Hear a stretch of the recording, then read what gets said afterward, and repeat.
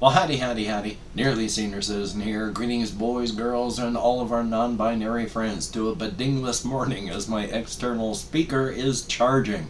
It is raining this morning. It was raining last night. It's not exactly cold, but it's not warm, and I slept a little, but I had to take a Benadryl. Hopefully you were able to sleep. That would be a very good thing. And of course, front-loading of videos. Hey, if you could toss me a like, that'd be awesome.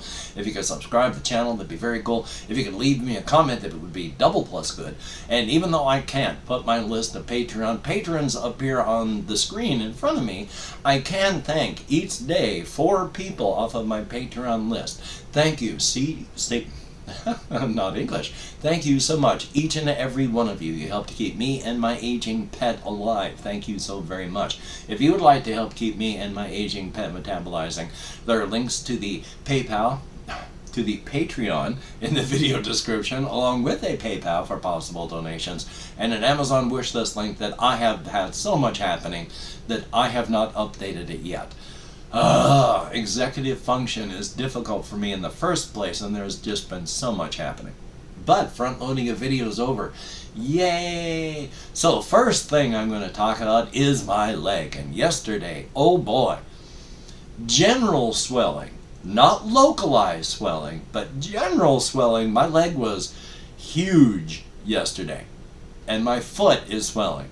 And so I went in and I got the infusion of the antibiotic that I can't remember what I did with the information list, but it is a cousin to vancomycin, the antibiotic.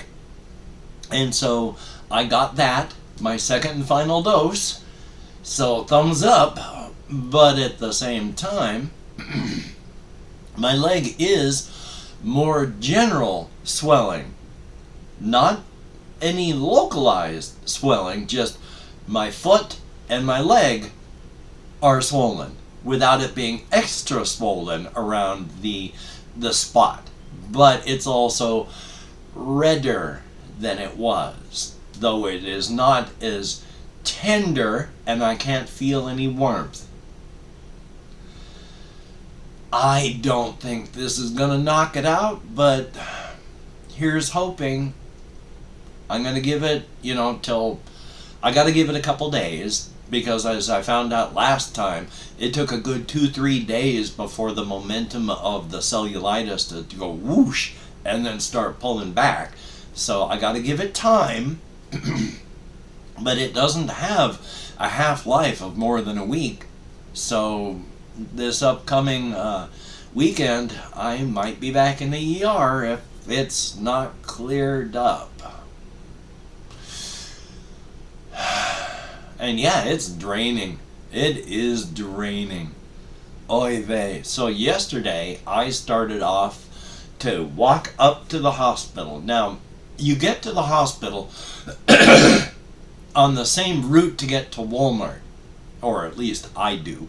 Yeah, you have to walk where I am, from southern Shelton to downtown Shelton up into northern Shelton. You take this road here as a straight shot all the way to Walmart.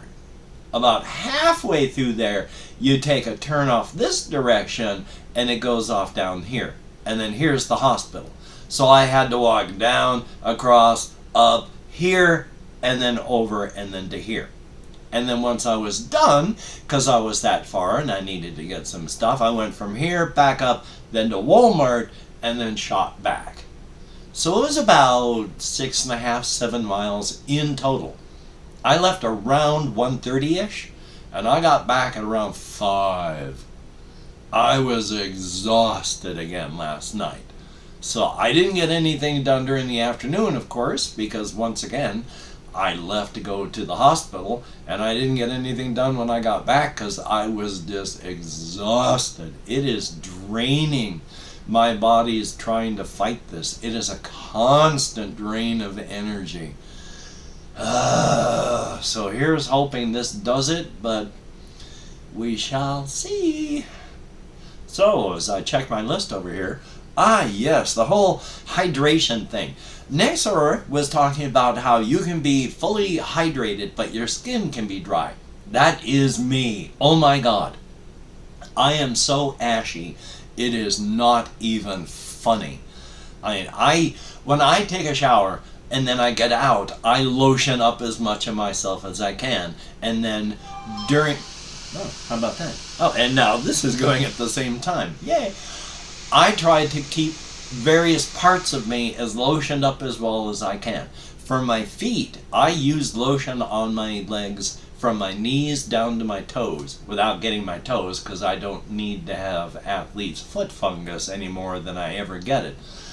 But I lotion up and then I put on my support stockings, because otherwise, when I take off my stockings, it is an explosion of dry skin. I look like I'm a mummy in that fashion. So yeah, I put on a lot of lotion down there, and I try to lotion up my hands because I still wash my hands a fair amount. I use stuff like rubbing alcohol to help sterilize my hands if I have to do things like pick stuff up off the floor.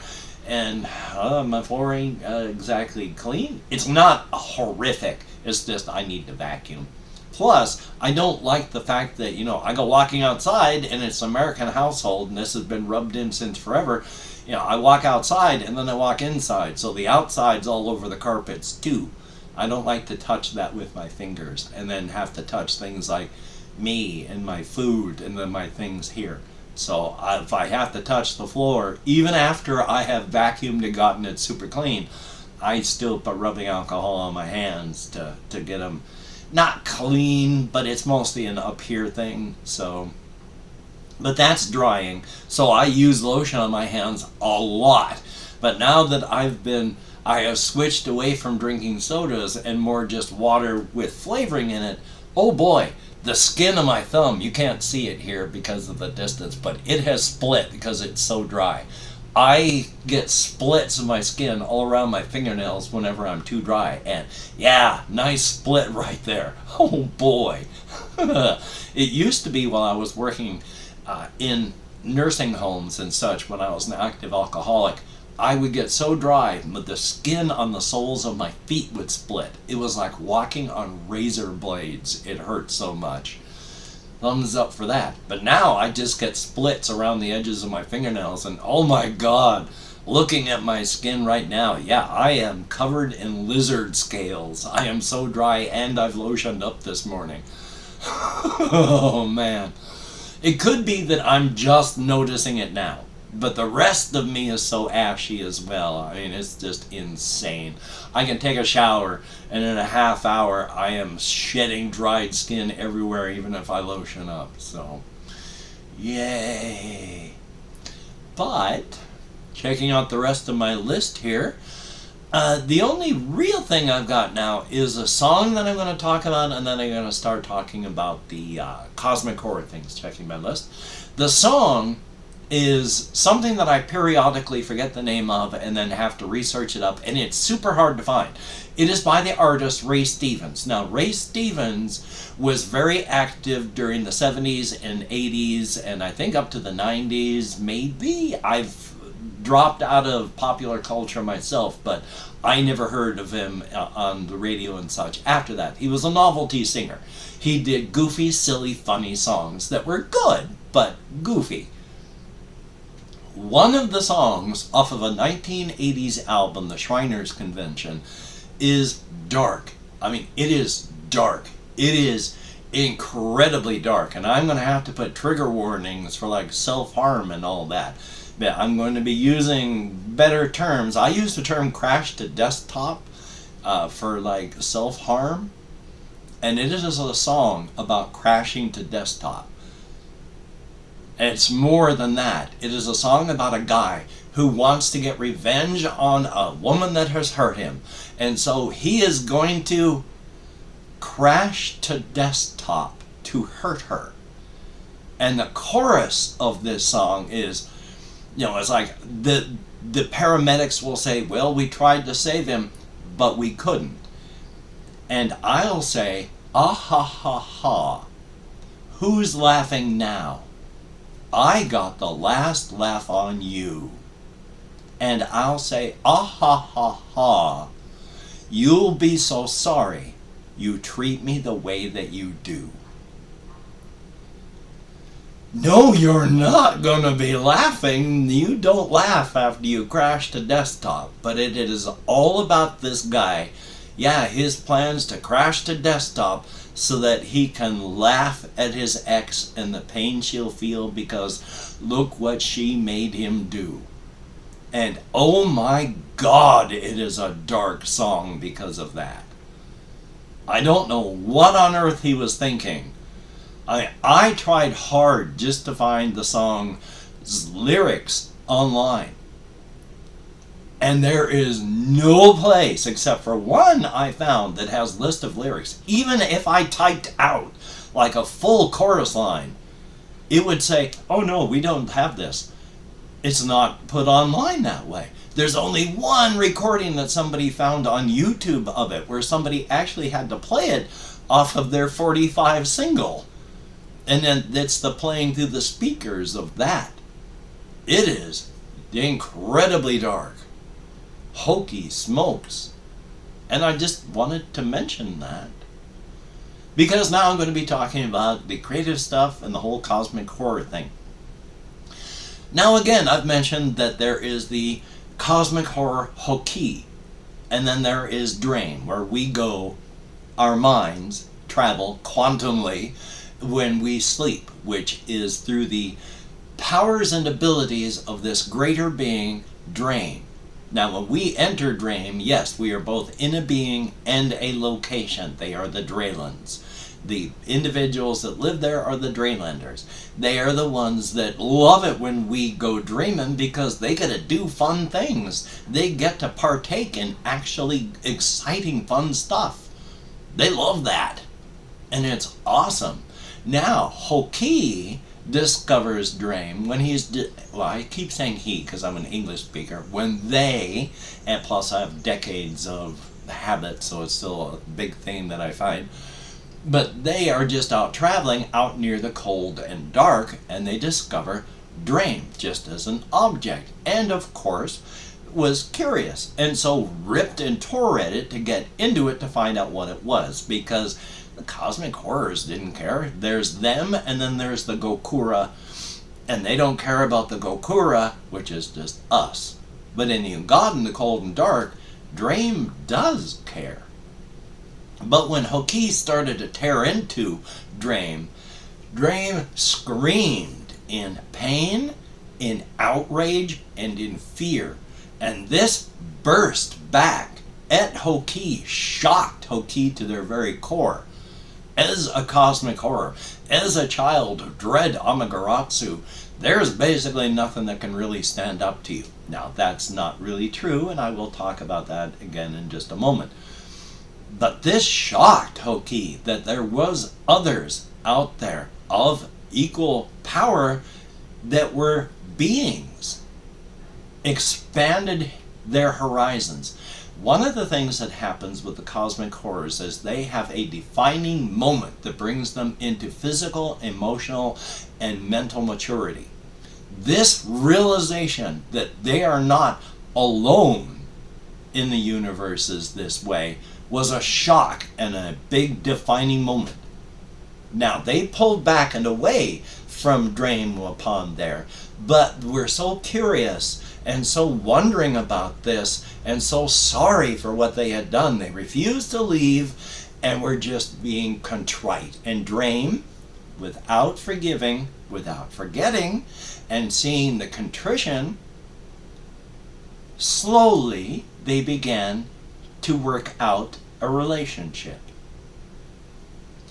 Hokey and Drain work together. Hokey is allowed a sort of portal into the Draylands where they can watch, and they have the functional equivalent of like one hand that they can reach in with like pincer claws and occasionally do things. But Hokey is not malicious about any of this. Drain loves the Gokura. Hokey, in their defining moment in understanding and in the growing relationship with Drain, is also endlessly fascinated by the Gokura, us, inside of the Draylands at the very least. They are there all the time, watching. not in a creepy, horrific fashion. They, like Drame, are endlessly fascinated by us, feeling affection, empathy, sympathy, watching.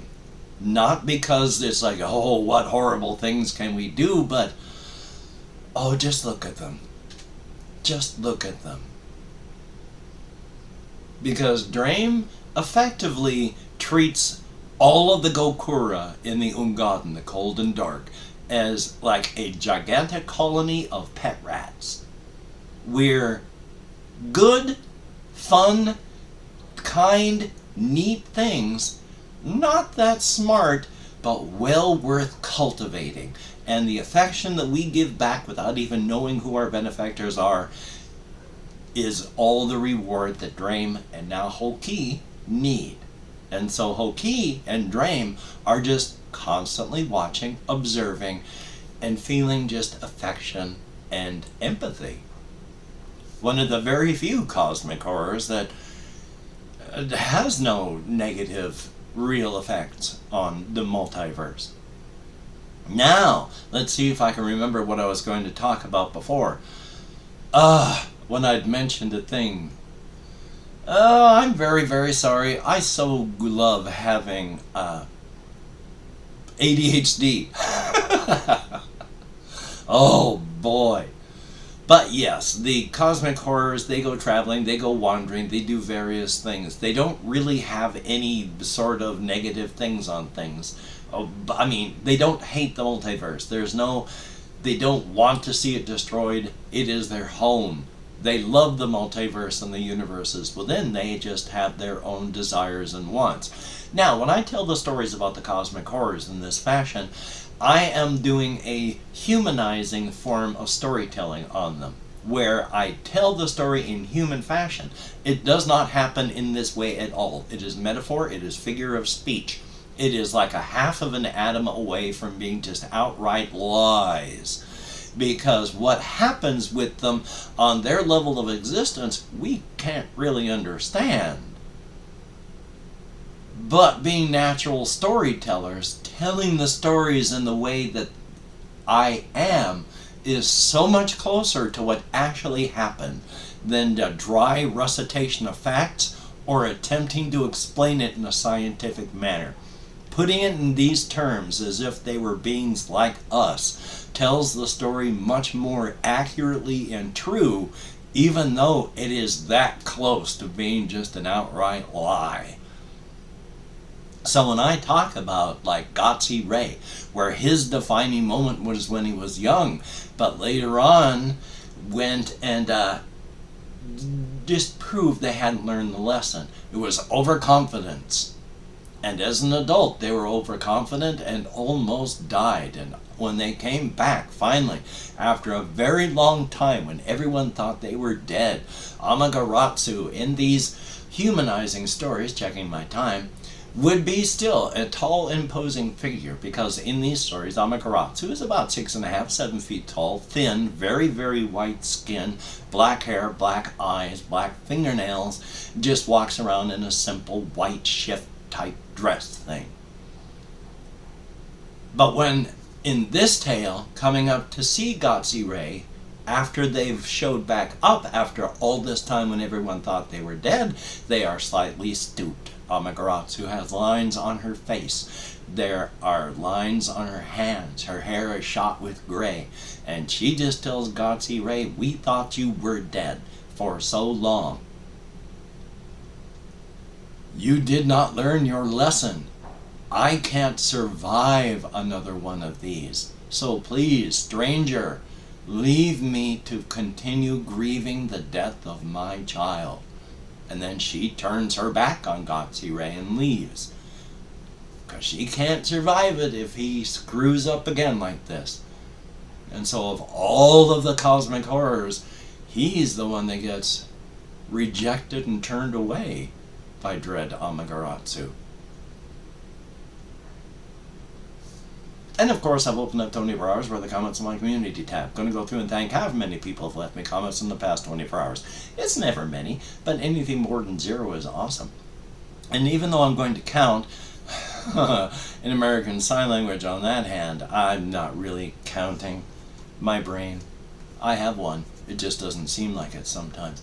We have, I forgot, I gotta take my glasses off so I can actually see my monitor at this distance. Neck sore. Take your time and feel as good as you can after all that. Thumbs up, thank you, and good to see you in the comments. It's Relit, thumbs up, and I hope you had a good trip up here in wet western, well, if you're in western Washington, it's wet. If you're on eastern Washington, it's a desert. So wherever you were, hopefully it was good. JAYY, thumbs up. And Amelia is actually doing pretty good at the moment. So that's a very good thing. Jesse Koskinen, Cosmic and Existential Horror is the best. And there is 77 Arcturus. Well, that, you did very good on your activity on that day, so definitely thumbs up and good to see you in comments. Conspo Lopez, definitely bading. Then there's Kapaki. Yeah, drinking water is tough, and it's good to see you as well. Chris, thumbs up, thank you. Flora Mew, yes, Okami is a very, very good game. And then there is RJ Mitchell, thumbs up, thank you very, very much. And Ding Dong Ping Pong, and that is it. Thank you, each and every one of you, for leaving me any comments at all. You get me out of my head, into the world, dealing with real people, and that is a definite thumbs up right there. And I'm still going to be taking it pretty easy today, trying to make phone calls though, but oh, my legs, so hopefully it's going to be getting better. As I said, it's just draining. But hopefully you're going to get done the things that you need to get done. If you can't, don't beat yourself up. No point in that.